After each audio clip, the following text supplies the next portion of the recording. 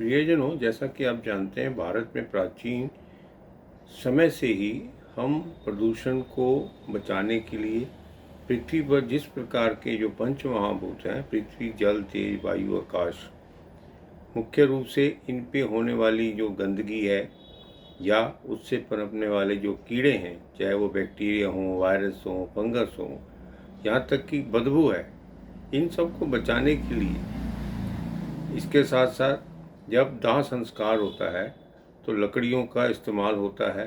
लेकिन जंगल यदि कम हो रहे हैं, हमें उसकी आवश्यकता है, हरियाली की भी आवश्यकता है पर्यावरण को बचाने के लिए।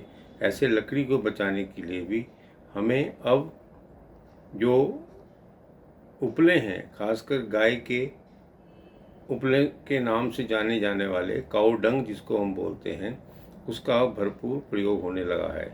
चाहे दाह संस्कार हो या किसी अन्य प्रकार से, जैसे पौधे हैं, क्या खेती होती है, यहाँ तक कि पेड़ इत्यादि और जंगल इत्यादि।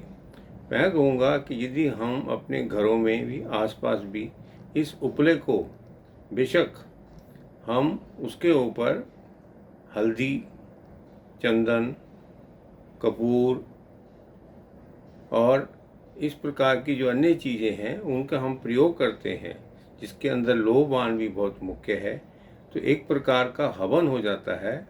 और उससे होने वाले जो प्रदूषण की कमी से जो वायरस हैं, या जिस प्रकार का मौसम अभी आएगा बरसात का, उसके अंदर कीड़े मकोड़े ज़्यादा होते हैं, उससे भी हम काफ़ी हद तक अपने आप को बचा पाएंगे। तो मेरा ये कहना है, उपले जो हैं, जिनको अभी भी तक लोग यही सोचते थे कि ये प्रदूषण फैलाता है, ऐसा नहीं है। मैं उन वैज्ञानिकों के मत में नहीं हूँ जो अक्सर ये कहते हैं कि इससे प्रदूषण फैलता है, जबकि यदि ये अवश्य फैलेगा जब यदि ये गीले होंगे या इनसे प्रकार से पूरी तरह से सूखे नहीं होंगे, तो इसकी संभावना ये है कि ये प्रदूषण कम करने की बजाय प्रदूषण को बढ़ाने में सहायक भी हो सकता है। तो आप ये जानिए, उपलों को अच्छी तरह से सुखा के उसका प्रयोग करते हैं। जैसे कि मैंने आपको संक्षिप्त में 4-5 चीज़ें बताई, उसका प्रयोग हम अपने घर में भी यदि करेंगे तो घर में अक्सर आप देखेंगे जब खिड़कियाँ, दरवाजे, रोशनदान नहीं खुलते हैं तो घरों के अंदर एक प्रकार की ऐसी हवा घूमती रहती है जो हमारे स्वास्थ्य को खराब ही करती है।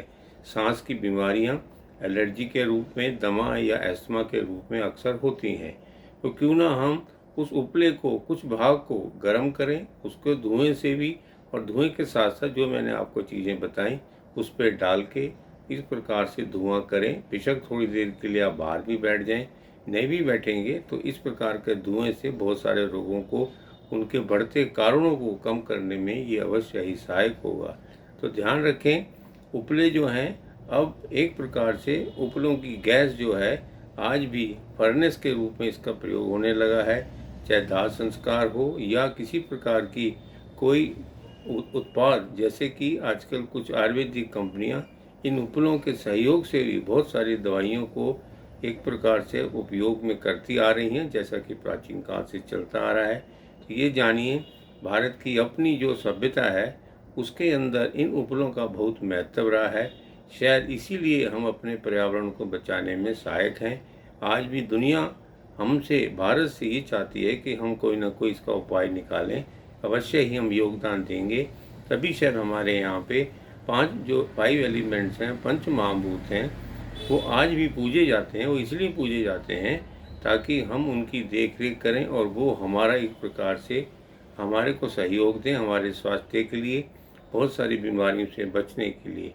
तो ध्यान रखें, उपले का प्रयोग आप अपने घर में भी अपने स्वास्थ्य की रक्षा के लिए कर सकते हैं। धन्यवाद।